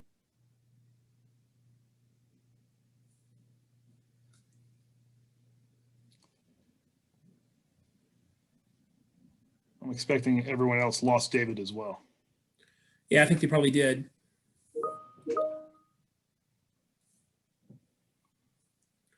Well, why don't we move on to the next one? Steve, can you bring us up to the next series of questions? And this looks like it's, okay, we're still on anchors and bolts. Under the new plan, will existing bolts be allowed to be replaced as they wear out? Mark, do you want to take that one? Sure, I can give that a try. Part of the answer, of course, is that we haven't determined yet what the disposition of any particular set of bolts is. And the answer is that as bolts, age to the point that they require replacement, they would need to be subject to this review that we've been talking about to determine whether it's appropriate to replace them or remove them. I mean, that's sort of the simple answer. Yeah, the answer is that a great many, one of the main priorities of the plan, and I think one of the things that makes it right, is that there's this huge inventory of bolts, and many of them are going to could bear replacement now or will bear replacement, in the fairly near future, and it's an enormous amount of work. So there's concerns about, just simply managing the inventory of bolts so that the ones that are out there are safe. The concern that I keep going back to about, addressing the minimum requirements issue so that the bolts that are present, are authorized. Right now, one of the problems is that the bolts that are out there, sort of exist in wilderness, in particular, sort of exist in a legal limbo. They appear to be prohibited under the Wilderness Act. They appear to be, in violation often of a requirement to have had a permit for their placement in the first place. Many of the wilderness bolts were placed with prohibited power drills. So there's a variety of problems and this kind of legal limbo that these things exist in now. And so I think one of the real advantages of having a defensible, system of review is that once that's done, we can kind of lay those things to rest and focus, on the climbs that are considered to be appropriate and the bolts that are considered to be necessary. Focus on, timely replacement and maintaining that inventory in a way that ensures that there's, safety for climbing users. Okay, great, thank you. The next question is, what is the consideration of replacing fixed pitons with bolts? Many pitons on popular routes are replaced frequently, and that causes more impact than a single well-placed bolt, and a bolt may be a better solution. And I believe that this might kind of answer the last, or maybe the next one will kind of encompass the last three questions that we have up here. So can you take that one, Mark, the second one? So addressing the piton question? Yes. Okay. Well, I think that it's the same sort of answer, which is that, fixed pitons, again, I'm not aware of the frequency that there are fixed pins out there. Maybe it's more common than I'm aware of. The answer would be that if you're contemplating a fixed piton, fixed anchor, a bolt fixed anchor, if you're contemplating changing from a kind of a lousy old fixed pin to, a safe modern bolt, the wilderness issue is the same. It's a minimum requirements problem, and you would have to look at the route, look at the bolt, and complete that necessity determination. That's going to be true with old bolts that are now unsafe. It's going to be true with any other kind of anchor, whether it's fixed anchor, whether it's for intermediate protection, for rappelling, for top ropes. even for slacklining, highlighting where that might exist. So I think it's the same story that in order to be authorized, there needs to be a process review that meets the standards in the Wilderness Act, the minimum requirements process, and we need to apply those in order to contemplate replacement or improvement of the existing bolts. I hope that's helpful. I think it is. So the next questions are all, the next, I think, 3 questions are all kind of interrelated, and it pertains to management. So it's how is management replacement of old existing bolts that may now be unsafe considered? And then who is doing the anchor and the bolt replacement for Joshua Tree, and who's going to be in charge of maintaining fixed anchors? So I think this kind of, it seems like these kind of are all interrelated. So maybe number 1 is, who is going to be doing bolt replacement? Is that something Jane wants to answer? Because I know she's talked about it quite a bit. Those front load persons unmute themselves. Okay, Jane's here right now. Jane, do you want to take this? Yeah, Bernadette has really been working so closely with our volunteers and Friends of Joshua Tree to do bolt replacement here at the park. And I think we've replaced like over 1,000 bolts in the last 5 years or something like that. So to answer the question about how is management, who's going to be doing the replacement, I think that is still a question that needs to be answered and sorted out. We know what we've been doing so far, but other climbing areas are managing it differently. Some areas, I think it's Red Rocks, uses their local climbing organizations and it's a coordinated effort to find the funding for the equipment and so forth. So I think there's definitely room to grow here for the park, regardless of this planning process. I will add that, and I'm with Jane right now because my computer is crazy. From a legal standpoint, our solicitor, which is like our lawyer in the National Park Service, is not supportive of the agency, the Park Service, doing replacement bolting that is going to be used primarily for recreational use. We can do it for administrative bolts that we have for search and rescue and things like that. But in general, we are not in the business of replacing those recreational bolts from a liability standpoint. And that's why it's so critical that partners like, Friends of Joshua Tree has been very active. Local climbers have been very active in doing that. It's really important that they take up that role. But I think, yes, coming to a formalized idea about how best to do that should be part of this plan, or we've really got to put some thought into that. Thanks, David. And I feel like the last question, which was regarding the Park Service distinguishing between fixed pins and bolts, I think, Mark, you probably already addressed that with the previous question we'd asked. So did you want to say anything else, or do you want to, so we can move on, I guess? Okay, go ahead. You're good, Mark? Great. Next question is, the next couple of questions are related to education and enforcement. So the first one is, does the park have a plan to educate Jim to Crag climbers? I believe, David, you were going to take those, right? Yes, I'll take the others that we haven't assigned anyone yet. So it's something we've really talked about, doing effective outreach to climbing gyms and helping folks, because you all have noticed this. There's been a significant change in the demographics of folks that are coming to Joshua Tree. I mean, I've seen folks that have come immediately from the gym and they've arrived with a power drill, ready to put in their own first descent, because it was really important to them to have a first descent and to be able to explain, well, that may not be appropriate. Is this really the climb that you want to do your first descent on when it's not really even a good climb? So Hannah is kind of our webmaster, and I think she also puts together our communication plans. I think working with our interpretive staff, working with the climbing community, finding the best tool, how do we do this? Is it flyers at gyms? Is it going to work with REI and other places where you have climbing gyms? What is the most effective way that we can do that? There is a need, there's no doubt about that. And whether it's going to be done through the web, whether it's going to be done through social media, or whether it's actually physically going to be done by having staff do outreach, like sending Bernadette or Hannah or Frank into a climbing area to teach people, that's going to be part of that. But I do see this as being part of our plan. Great, thanks, David. The next one is, what research have you done on impacts? Specifically, what forms of climbing or parts of climbing have the most impact? My impression is that bouldering is the most impactful, followed by access trails. Jane, can I throw that at you? Yeah, sure.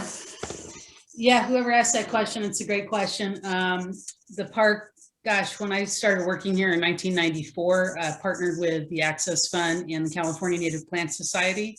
We had a small grant to look at the impacts of social trails. And hopefully everybody's familiar with what that term means. It's essentially, you know, trails that are created by visitors that are not formal trails that braid out into areas. And so certainly trailing into any attraction site, whether that's to a climbing area or just a place where people are taking photographs. I really want to be clear when we're looking at this that we're not always looking at, you know, what's the source of that impact, because with 3 million people here, we know that there's all different kinds of recreational users. So to answer the question, yeah, your impression is correct with the access trails. I think if you were going to quantify this by like square meters of disturbance, I'm not sure that bouldering would be the most impactful. We have a lot of trailing over a large landscape scale area that is certainly impactful. Something to consider is when you're looking at impacts, in some cases, social trailing can be more of an aesthetic issue. And by that, I mean, you could have an area that does have a lot of social trails, but it may not be impacting a particular plant or a particular area on the scale at which it really affects like an ecosystem or something more like an ecological function. But you could have a single very small trail or a small bouldering area that happens to be near one of our rare plant populations. So there's a lot of different factors that come in to best understand the level of the impact. It's the scale, it's the vulnerability, it's the rarity of maybe some of the resources involved. But I think part of the question was about data analysis so far. And so we have done some lichen studies inside the park that has demonstrated, you know, the impact of climbing on lichen populations. We've also looked at microclimates around bouldering formations. So, you know, I was talking to some friends recently, and you know, their observation was every single boulder right now in the northwestern corner of the park has become a bouldering problem. You know, and that has been a change in the last 20 years. It used to be you would go to Dairy Queen, or you'd go to Hall of Horrors, or you go to a specific location to do climbing, and it would be that really cool 30-foot tall rock formation that was going to be your climbing experience. But now anyone who wants to do bouldering can go to any rock formation inside the park, and the microclimate that's associated with the drainage that comes off those rock formations. You have things, you have a diversity of plant species growing around these rock formations. That's the only place you find them in the park. And if we devoid all of those places of all their plants that are around them because of dragging a crash pad, you are having a significantly heavier impact when it comes to bouldering. So that is some of the data that we've accumulated over the last 3 to 5 years. That's great, thank you. Steve, can you bring us the next ones? Okay, so these questions are pertaining to permitting. So I'll jump right into those.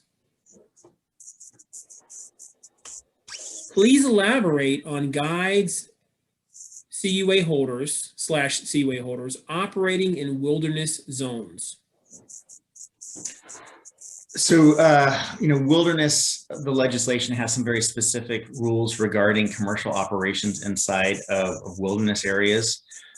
Joshua Tree, through our commercial permitting process, has come up with specific rules that limit the numbers of people that are associated with commercial services in those areas. Now, when they were created, it primarily dealt with people like Knowles and Colorado Bound and groups like that were doing overnight, you know, experiences in those areas, and not so much with climbing guides. And I feel like we have not done due diligence to either the Wilderness Act or to our climbing concessionaires when it comes to to working in wilderness areas. And I think we have a long way to go on that right now.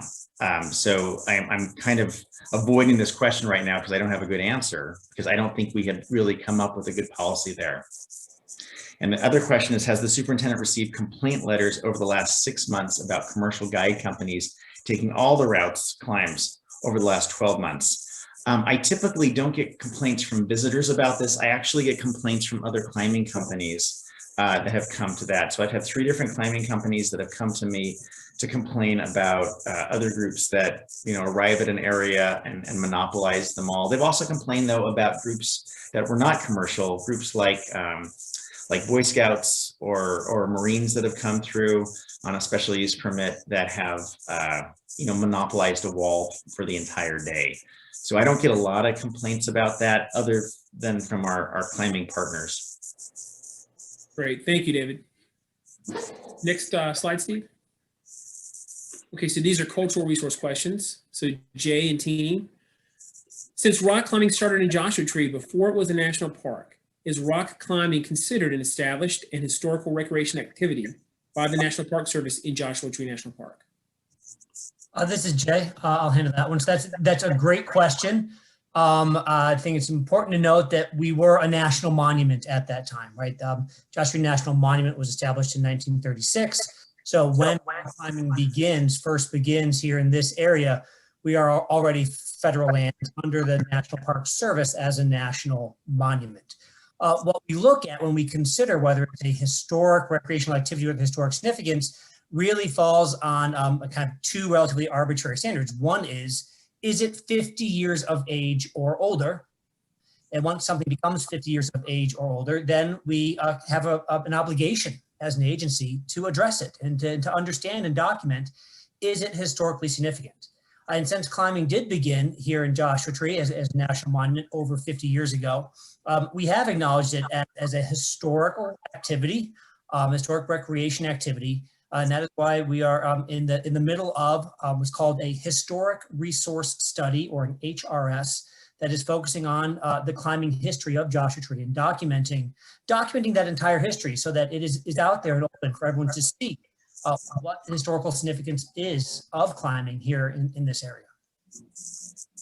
Great, thanks, Jay. So the next one is, how does the park plan to engage the traditionally associated Native American communities about climbing? And is the public invited to those meetings? That is also a fantastic question. So the park is engaging traditionally associated Native American communities in several different ways. One is that those communities are invited to these public meetings, right? That everyone else is, civic engagement, and then public scoping. So as members of the public, tribal communities and tribal members are, invited to these public meetings.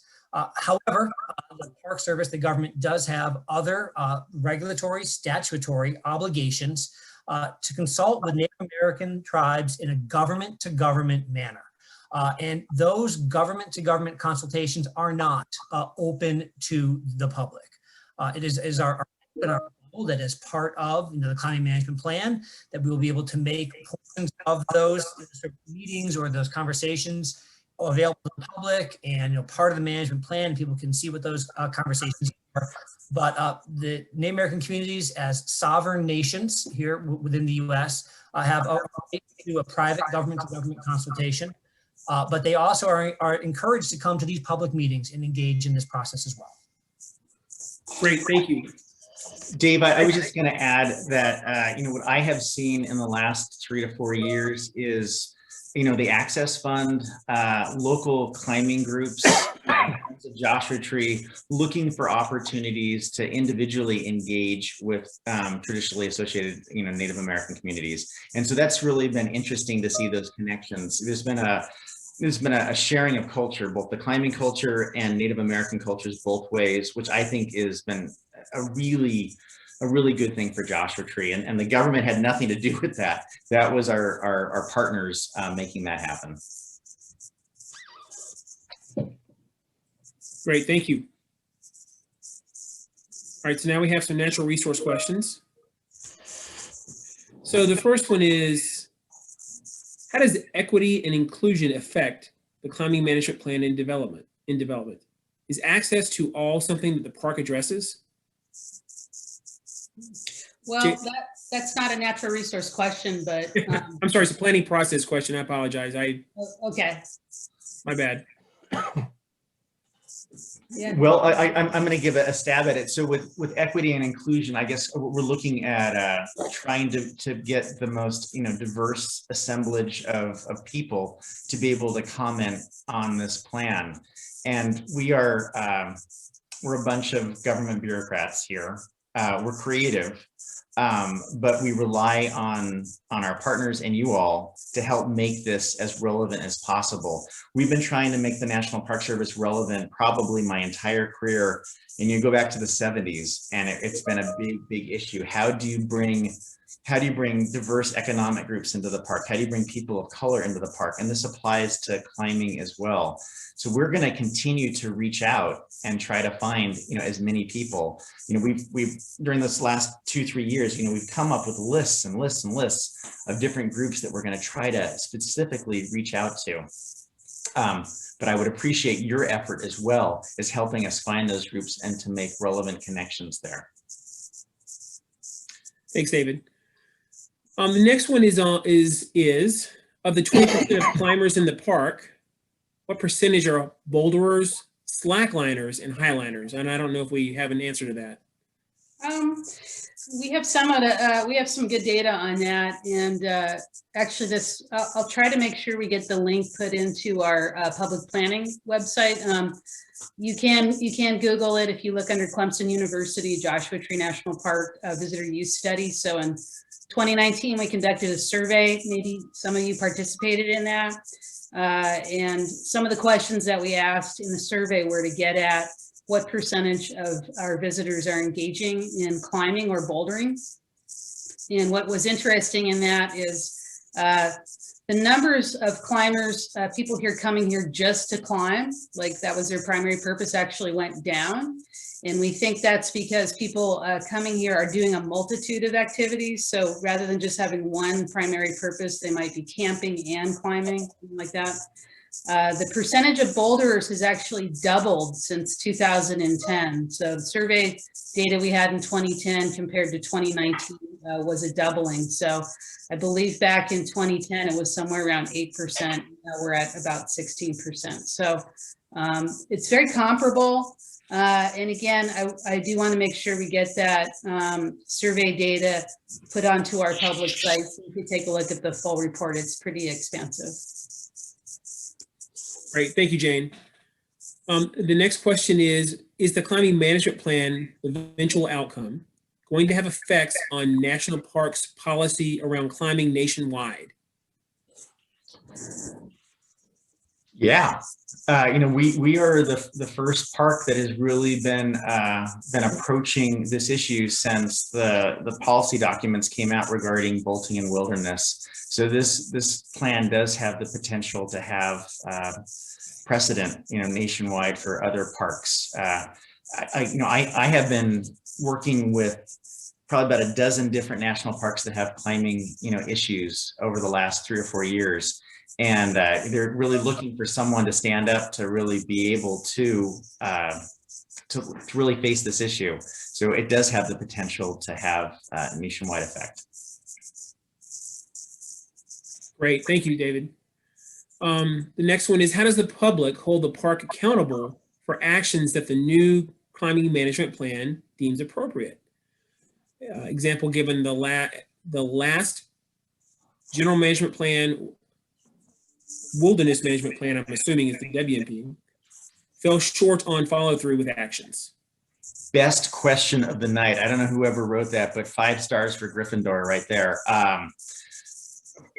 It is your job to hold us accountable. I'm going to throw the caveat out there. We've got about 100 to 120 employees inside this park, most of whom are tied up in operations, making sure that toilets get cleaned and roads get plowed and and visitor centers get operated and fee stations get maintained. We don't have a lot of folks in the backcountry. Our new chief ranger has hired our first, SAR ranger, specifically designated with running our search and rescue program. We have now got, a PSAR ranger. She runs the volunteer program for the backcountry so that we can do preventative SAR. Both of those are going to be very, very active in climbing inside the park. Bernadette has recruited climbing stewards who have been active inside this park. I think this plan has to have action items that are identified so that we can have the ability to enforce the rules that come out of this plan, so that you can hold us accountable. If we don't design a plan that's workable, then yeah, you can hold us accountable and we'll be totally failures for it. But I need to see, action items that make clear recommendation to park management that say, okay, this is what you need to do. You need to have X number of regular patrols in these areas. These climbs have to be looked at, this many times, in the next decade to assess their conditions and things like that. Those are measurables that help us to be more accountable, because man, I get caught up in the disaster of the day that's happening at the park. We have a rescue, or we have a lost, person inside the park, and everything shuts down. And those basic kind of things don't happen unless we have a really strategic way to approach those. So I muddled through that answer, but you have to hold us accountable. Great. Thanks, David. So there are a number of, there any more slides, Steve? Yes, there are still a few. Okay, great. Why? So the question is, Steve, can you go back to the next one? Thanks. So this question is related, these questions are related to highlining and slacklining. So the first one is, why is slacklining included in rock-based activities? It seems to belong in the climbing management plan as scrambling belongs in the climbing management plan. Jane or David? Let me take that. Yeah, well, there's a couple of questions here about slacklining and highlining. So slacklining and highlining, for that matter, in the National Park Service, when we have a new type of recreational use, we're required to determine whether that's appropriate for the park unit, and it kind of comes down to why the park was established, for what purpose. You might recall that Joshua Tree was established because of the unique plant life that we have here. That was really the driving force for that.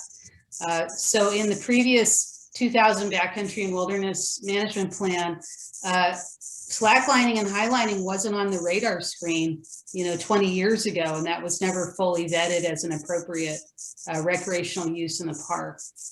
It's highly likely during this planning process that will be an acceptable form of recreation, but we may want to consider, where it's happening, how anchors are being set up. We've had issues, you may have seen it on social media over the last few years with people, this is not the same thing, but putting hammocks in Joshua trees, or hanging lines on Joshua trees, or even other plant species in the park that are pretty vulnerable. So it seems like with highlining and slacklining, they're kind of part of that community, sort of the climbing community. But it is a little bit of an anomaly, and I'd love to hear if you have a justification for why that shouldn't be in the plan or why it should be in the plan. Please be sure to put that in your comments. And as far as, maybe Dave, we could talk about considering banning highlining. Highlining, really, the issue there is the installation of fixed anchors associated with highlining that are different anchors than were previously considered in the 2000 plan specific to climbing. So again, the park has not formally addressed this type of a recreational activity in the park, even though it's been happening for a while, and it's been part of what folks are doing out in the park. But we do need to have better guidance as far as putting in the anchors for doing highlining. Great, thank you, Jane. Are there any other slides in the PowerPoint? There are, okay. So here are some kind of not questions that don't fall under any particular category. Is the park committed to funding a climbing program commensurate with the trails program? Well, is the park committed? That's a good challenge. Bernadette, do you want to do that? Can you hear me now? I can Yes. hear you.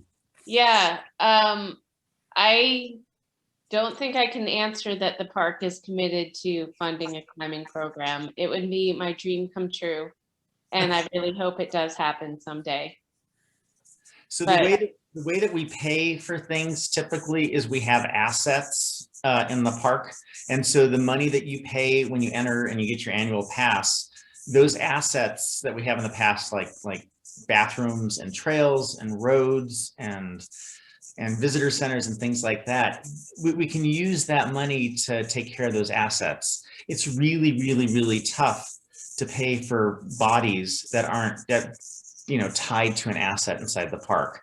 So that's the challenge there. There's no funding for it. Our operational budget that we get from Congress is one of the lowest in the United States per capita for any national park. So we don't have the money there to pay for a robust climbing program.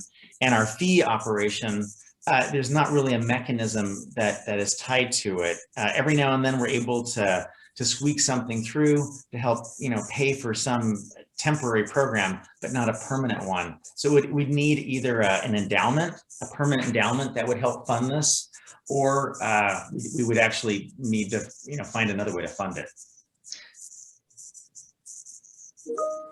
Great, thank you. Do you have anything else you wanted to share on that? I didn't mean to cut you off. I didn't.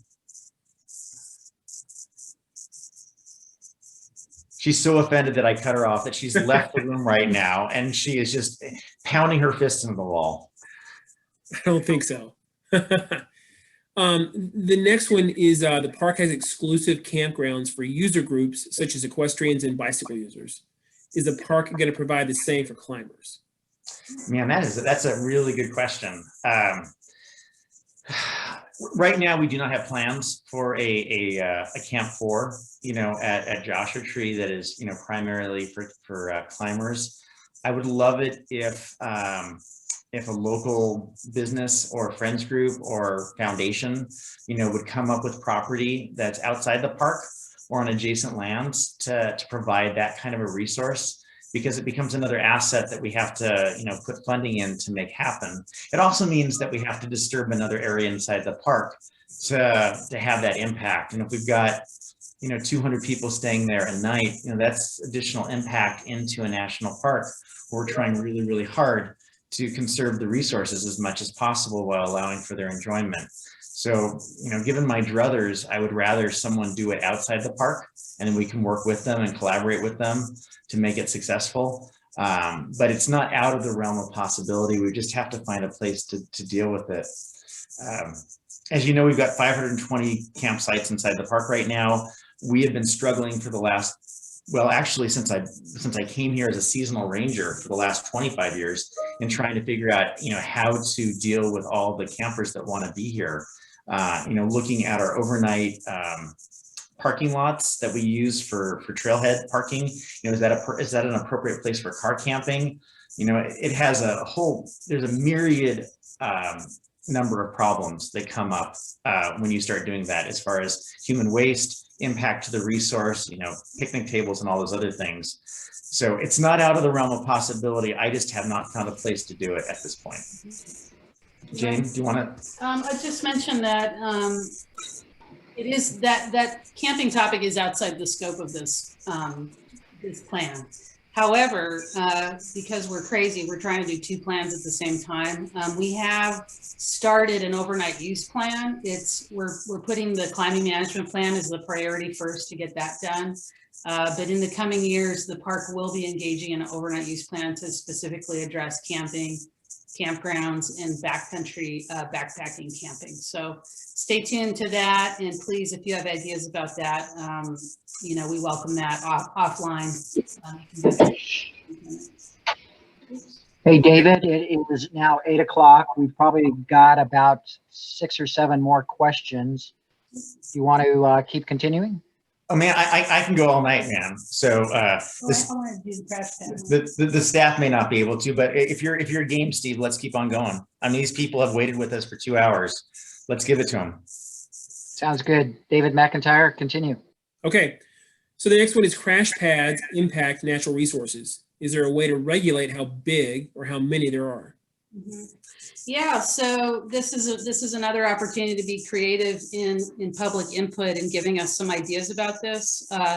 You know, there are many examples of recreational use where some aspect of that use is what's regulated. So it's really problematic to regulate like where people could be on rocks. Like that's just, nobody could ever enforce that. That would be ridiculous.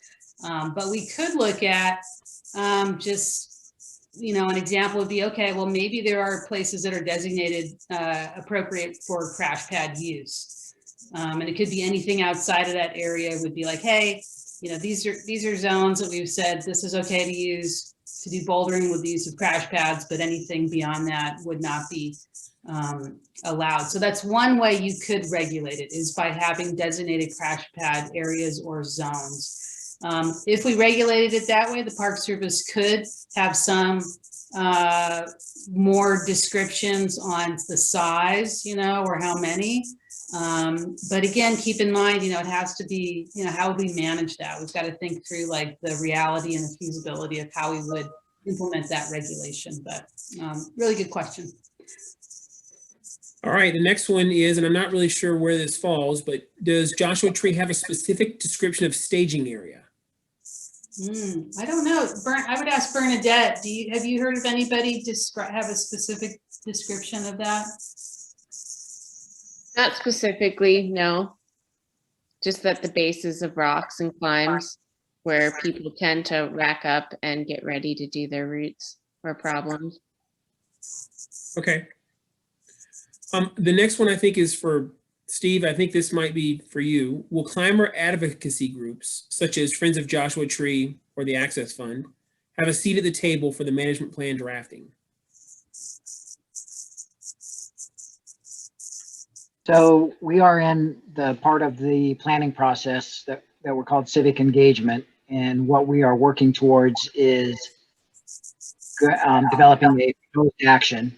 So what we want to do is reach out to all of our stakeholders and be able to pass things by, get their comment and feedback. We certainly can't give any one group, you know, individual access into our planning process. We have to be inclusive, but we are reaching out during this period for the next few months to get all of our stakeholders. And we know the Access Fund and Friends of Joshua Tree are important stakeholders in this process, and they have some very good input that we will be seeking for sure. Okay, great. So we have a number of other questions that were submitted while we were answering these questions. And so we don't really have a good way to put them onto a PowerPoint while this was in progress. So I'm just going to read these off for everyone, and then we'll direct it to the appropriate person to try to respond. So the first one is, it's kind of a two-part question. Will the park identify and catalog climber trails? First part. What will the process be like to establish new climber trails? So Jane, is that something I can throw to you? Yeah, thanks, Dave. So cataloging social trails has been and we have tried to do that, as have many other public lands, for decades. It is really, really challenging. I think we have a lot more potential using remote sensing, like aerial photography or GIS, to map out areas. You know, when you have 100,000 acres to do that in, it's just really, really challenging. I think what we've had the good fortune of having some climbing partners who've developed proposed trails, you know, looking at networks of trails that lead to a common or popular formation. And that really seems to be the most sensible approach. And so we're adopting that, looking at the data that we have. What I'd like to do as we get through the planning process over the summer, when we come back to the public, is to start looking at some maps and say, okay, here's where we think the formalized trail network should be. What do you guys think? Get some feedback, partnering with Friends of Joshua Tree, any local climbing groups, maybe our local climbing guides would be great sources of information for that. But I see that as really sort of partnering together to develop the most sensible trail system. Great, thank you. Okay, the next one. Has the park considered limiting the number of commercial use authorizations or putting a more stringent process in place to vet them? So we would look at doing that if we had a problem that was directly correlated to commercial use inside the park. And we have not identified significant problems other than, the monopolization of individual climbing sites that are popular. Like we referenced earlier, the 3 comments that I've received in the last 12 months, related to something like that. So we've not identified that as being a big problem. From my perspective and what I have seen in my 6 years as superintendent, the commercial permit holders that we have that are operating inside the park tend to be some of the best stewards when it comes to leave no trace, climbing issues, really limiting problems that are inside the park. We have not had a lot of bad behavior. We've had a lot of really good positive behavior. So I have no desire to solve a problem that does not exist at this point. So that is not a desire to limit. Also from an access and equity standpoint, our guides are the ones that allow people that cannot climb, the opportunity. I think of disabled climbers and groups that have worked specifically with them, groups that have targeted people of color and to bring them into the park. So I see our guides as being, almost part of, the group of friends and advocates that take care of Joshua Tree. That was super clear during the government shutdown back in 2018, 2019, when so many of them were responsible for taking care of the park when federal staff could not. Great, thank you, David. So this next is, again, this is going to be a 2-part question. It's going to go to the topic of adaptive climbing or handicapped accessible climbing. What actions has the park considered to establish accessible trails and provide adaptive climbing so as to extend climbing access to disabled visitors? And the second part is, are adaptive issues going to be addressed in the climbing management plan? We had not anticipated, I'll deal with the last part of the question. We had not anticipated that as something to be discussed, but it certainly could be added on, if there's enough interest in that, because I don't think we are doing enough currently to remedy that. I have gone to different locations with Rand, one of our local disabled climbers, looking at places where you can, navigate a wheelchair successfully, and have looked at different formations that would be appropriate for building a more accessible trail to get a wheelchair to those locations. But when it comes to the infrastructure that's necessary, to help someone with their disability, there's such a range of folks' abilities. One thing I've discovered as a superintendent is, when you're trying to design a trail that is legally completely accessible, it's very, very, very difficult. The standard is so high by our regulations, but many of our visitors who are using a wheelchair can navigate on their own or with the help of a friend many of the trails inside the park. Not all of them, but many inside the park. So I am not adverse. I think it's a great idea to add to our list of potential topics for a climbing management plan to include accessibility. And I would love to see more accessible trails leading to formations. It's just a money issue of getting money for our trail crew to actually do things like that. Great, thanks, David. Mark, I think this one is for you. If bolts were installed before the 1964 Wilderness Act, are they grandfathered in? I think I can probably address that.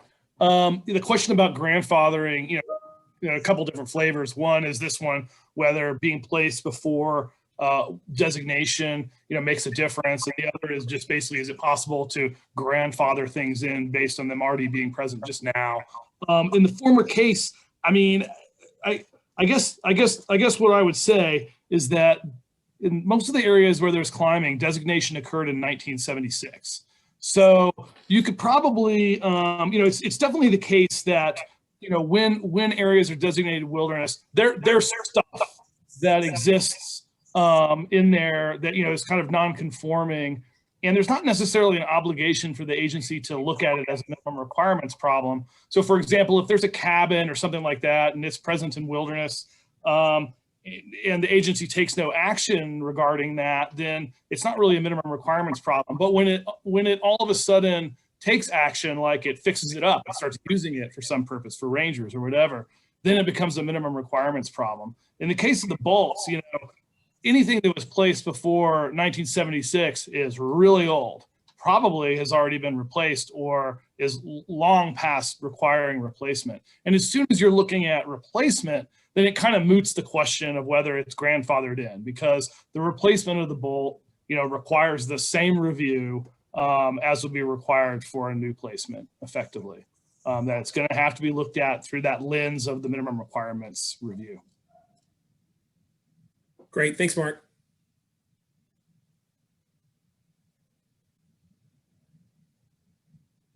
Steve? I thought you were going to say something, Steve. No, we've got a time for a couple more questions. Did we ask the top question here that's up in the upper right? Yes. Hold on.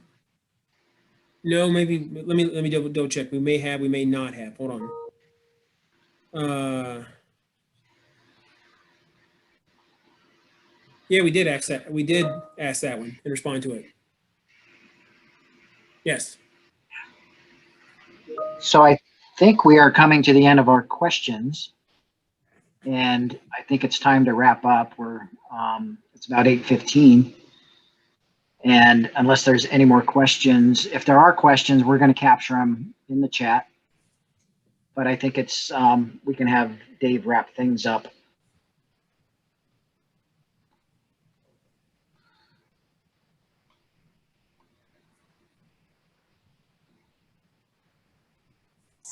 There we go. Okay. What a night. Appreciate everyone who participated tonight. This was 2 hours that you will never get back. But it was so beneficial to go over some of these things. I think of some of the equity and accessibility questions we didn't think about, or the CUA questions we didn't think about. That's why this process is good. You're going to have a chance tonight when you lie in bed, and tomorrow and the next day, to really think about what upsets you about climbing, or what issues do you see inside the park. If you were in charge of Joshua Tree, what would you be doing right now? So give yourselves some time to stew on these issues. Get together with your friends, have some drinks and talk about it, and then write those things down and go to that Pepsi address, that park planning address that keeps on popping up in the chat. Copy that down and put it down as a favorite on your web browser, so that you can go back to that location again and again whenever you think of something. So we can hold additional meetings like this through June 13th. So current comment period is open now through June 13th for additional input on this plan. You can email, and the websites will announce other comment opportunities for you. We see public scoping probably after the summertime. We are not going to be doing a lot of public scoping. That is the point where we're getting ready to create a draft plan that will go out there for your additional comments. And that draft plan will be open for, it's 180 days right now with the new regulations. Although I just got an email from the Secretary of the Interior that we may be doing something different, but at least for the time being, we're looking at 180 days. That would allow for us to complete the scoping process, and also then to look at the draft EA that it comes out. Eventually, there's a process we call it a FONSI. It's a finding of no significant impact that gets signed off, and that becomes our plan. So I would love it if, early next year, we have a final rock-based recreation plan, a climbing management plan for Joshua Tree, but you need to stay active. I'd love to have a public meeting where we can actually see each other. I find those to be really, really helpful. Not seeing your faces right now makes it very difficult to interact, and not to hear folks be able to exert their passion. You can't really exert your passion in a text. And that can be done in public. So hopefully, as more and more of us get our vaccinations done and our country becomes healthy again, we'll have a chance to really get your opinions. But thank you so much for tonight. We've been working on this for like 3 years now, coming up with ideas and data collection, and just in this 1 hour session of just hearing your ideas, all these new lights are popping on in my head at least, about where this plan is headed. So thank you so much. Anyone else on the team have anything they need to share or want to share? Have a good night, get some dinner, enjoy the company of your family, and get vaccinated so that we can all be together soon. Take care, everyone. Thank you so much. Thank you.